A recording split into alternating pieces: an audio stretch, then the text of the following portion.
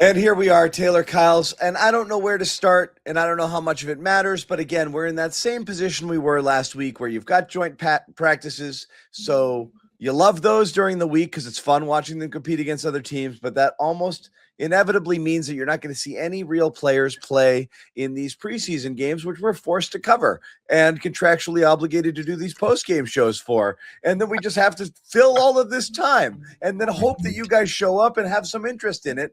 But again, you're not looking at anything resembling what we're going to see on the field here. There's going to be some guys who are going to back up and play some roles on this team, certainly who are playing.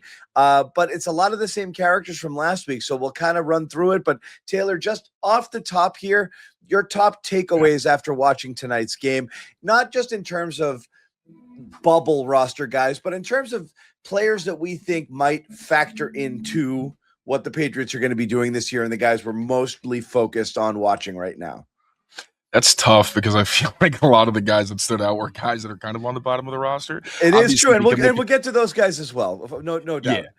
And first off, I think I can go to the draft picks. Thought it was a bit of an up and down game for Caleb Lomu. I'm hoping that I look at the tape and it's a little bit better than I thought. But I thought Caleb and really the backup offensive line in general, like Demetrius Crownover factors in there as well, James Hudson.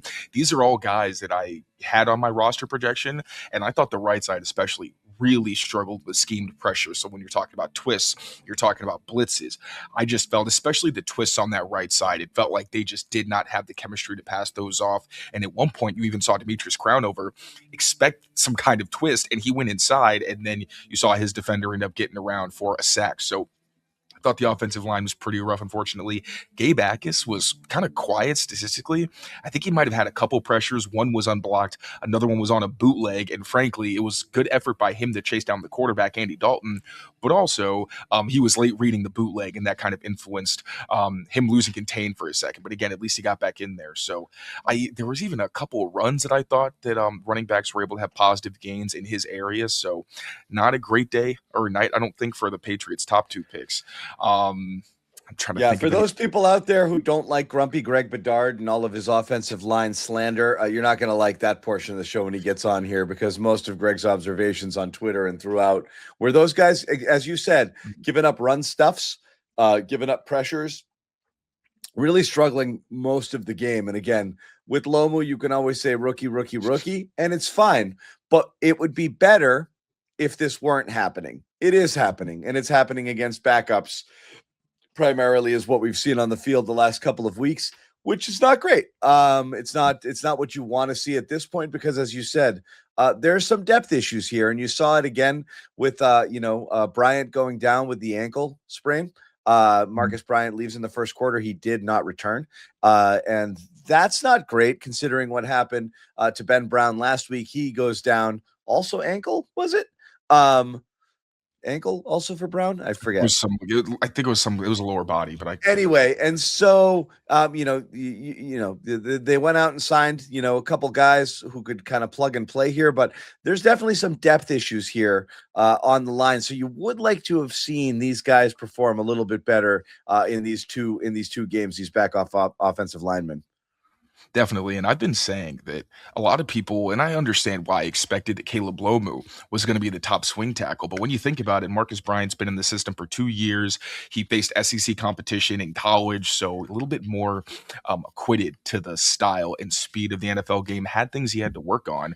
But I kind of figured, and it looked that way a lot of the times when we started seeing, like when Will Campbell went down and it was Marcus Bryant as the first man up. Like, you want to prepare Caleb Lomu, of course, if he has to play, and obviously to take over for Morgan, but Marcus Bryant seemed like he was in line to probably be their top swing if they really had to put somebody in for significant snaps. So that's going to be a really big one to monitor. And also, where I kind of talk about the tackle depth, and you can't have enough depth if you have good tackles. And Demetrius Crownover, again, he struggled tonight. He was not perfect, but I had the Patriots keeping, I believe, 5 offensive tackles, because that's a situation that can change very quickly, especially when you're talking about a room that has Lomu and Crownover, who are both the young players who ideally you don't want to throw them into the fire if you don't have to. And now I wonder what you do with James Hudson, right? Now that you have Greg Van Roten, do you now kick James Hudson back out to tackle, which is his natural position, because he has also struggled as an interior offensive lineman? Looks good at times in the run game, but pass protection has really been inconsistent. So, the Marcus Bryant injury is tough, man. And I wonder how how they're going to shuffle to make up for it.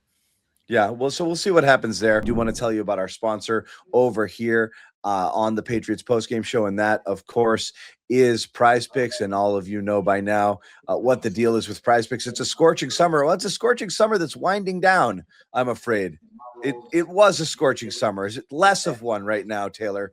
But it's still summer. You can make all your picks on Prize Picks. You got WNBA, you got baseball heating up, tennis slams, another big one coming up right now, U.S. Open, major golf tournaments, of course. No better place for your summer sports picks than Prize Picks, America's #1 sports pick app. Biggest stars right now. And as I said, in women's basketball, you want to check that out right now. You've got MVPs raising their games to new heights. Rookies, obviously, the Caitlin Clark angle, lots of fun stuff there. So you can check that out. And of course, you've got the you've got football preseason going on right now, which is what we're covering. And that's always a lot of fun. You want to get in on the action there and see who's going to do what. And man, I'm going to show you what I did. And I came close, Taylor. Kind of mad about how this went down, but I'll show you in a minute. Download the app today. Use code CLNS. Get $150 instantly in your lineups if you win your first $5 lineup. Once again, download the app. Use code CLNS. Get $150 instantly in your lineups if you win your first $5 lineup. Prize Picks, America's #1 sports picks app. And let's look at it. Oh, God, let's not show mine. I didn't even get to compete today. I learned my lesson. I'm not picking until after warm-ups. I know. So, what, did you put Raritan in there? Yeah, he was my first pick. Oh, no. He didn't even freaking play. Okay, that's a tough one. I had him in there last time. Look at what happened to me, okay? Ding, ding, ding, ding. All of those hit on the Moore in the first half. Okay. Oh my God. All I needed was a little chippy from Borregales in the second half. Didn't happen. That's it. It was close. But hey, at least he had a good game. But yeah, that sucks. Got greedy. Went with the 5 play tonight. I went with the 5 play. I tried. I snuck in Borregales late. I had those 4 and I was like, this one's a gimme. I'm just gonna add it. Boost my chances here. And my payout would have been 13.5 to 1. That was a bummer. Tough hit. Still fun to watch it all the way through the second half there. Kind of waiting to see if I might get a shot at that field goal. Didn't happen. But anyway, check it out. As we said, play 5, get 150 if you win using that code CLNS. The thing that we've been watching a lot this camp is what's going to happen with the receiver situation. So a couple of interesting developments today.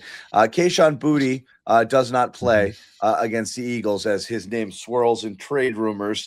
And we'll talk about that in a little bit. So he's not out there. Your top receivers aren't out there as well, which leaves kind of, I don't know if you call them the bubble guys, but the bottom of the roster guys. You've Chisholm. You've got Mac play tonight? Mac did not. Mac did not. No, Mac did not play. Also, Mac didn't play. So you had Chisholm, and then you had Kyle Williams, which is at least an exciting player that people like to see. And again, the second week in a row, he does the thing. Taylor, he does the thing where he does something super impressive that is very exciting and whets your appetite a little bit. And it's like, man, why not do this? A nice 37-yard touchdown where he just blows by his guy. I mean, not 37 yards, 69-yard touchdown. He just blows by his guy. 2 receptions on the night. Again, it's kind of the story of Kyle Williams, right? Mm-hmm. You would love to, wouldn't you? I'll ask you this. Would you rather see a Kyle Williams game where he gets 1 69-yard touchdown or a game where he gets 8 catches, for 67 yards? Like, because this is kind of what it comes down to, right? He'll show you something that makes you think, yep, that's NFL talent right there. Mm-hmm. But it's just not happening on a down by down basis. I would like to see one of those high volume games just to see if he can do it, because everybody and their mother knows that if Kyle Williams is facing press coverage and that guy doesn't get hands on him and the quarterback leads him, there he goes. It's probably a touchdown. We talked about it last week where he smoked his guy off the line of scrimmage and Tommy DeVito just missed him. Now, there were actually a couple of those. There was another one where Kyle Williams went deep. Yep. The ball was short. And look, I don't know if it's the lights because Tajon Palmer he's not coming back to it. But also Tajon Palmer had a ball where I thought Morton gave it a catchable pass, and it looked like he just didn't run under it. Yeah, so I don't know what exactly is going on there. I do want to give the receiver some benefit of the doubt. But that was another play where you would have liked to see Kyle Williams make some effort to draw a flag.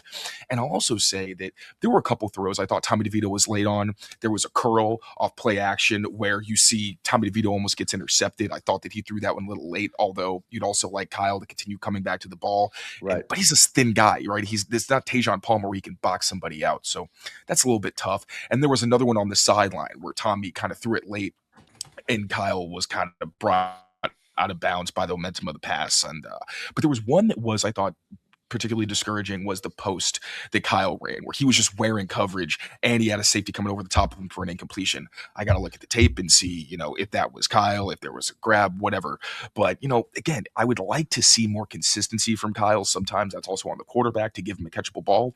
And sometimes that's on Kyle just having to play with more physicality at times and be able to really get guys off of him when they're in his hips. So I'm glad that, look, if you're a one-trick pony and your one trick is I can score 70-yard touchdowns whenever I feel like it, yeah, it's pretty cool. But also what happens when you got like Keely Ringo playing off coverage and he's saying, I'm not letting you behind me.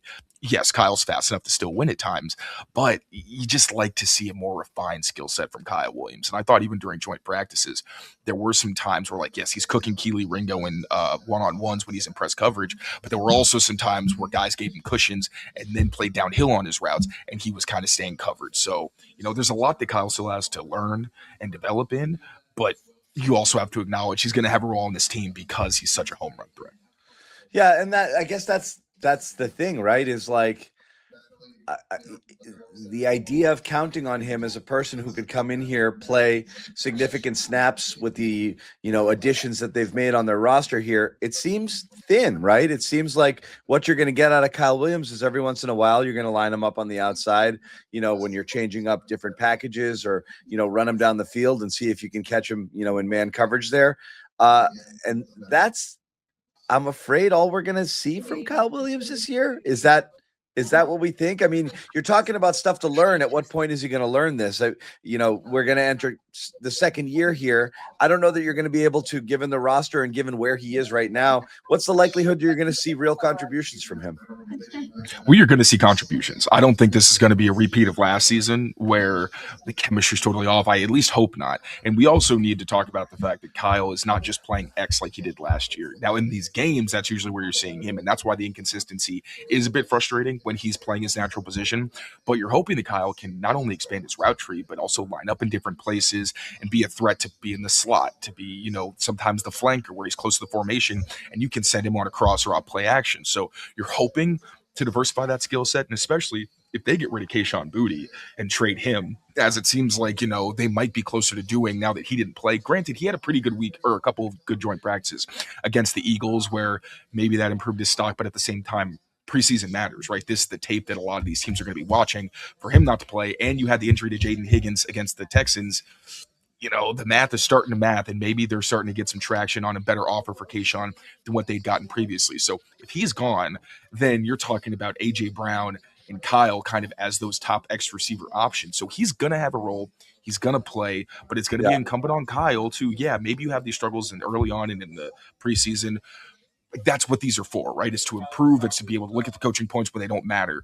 But at some point, that light's got to click for him so that he's not just the guy that you put in and have him run go route. So he can be someone that is more of a threat from different spots and running different patterns. But I don't know that he can do that yet. I don't know either. It's the tantalizing part. But again, you want to see something else. Make sure to subscribe to our new channel, Patriots Newsfeed on CLNS, giving you clips, behind-the-scenes footage, and much more. And as always, keep it here, our Patriots on CLNS for our full podcast videos.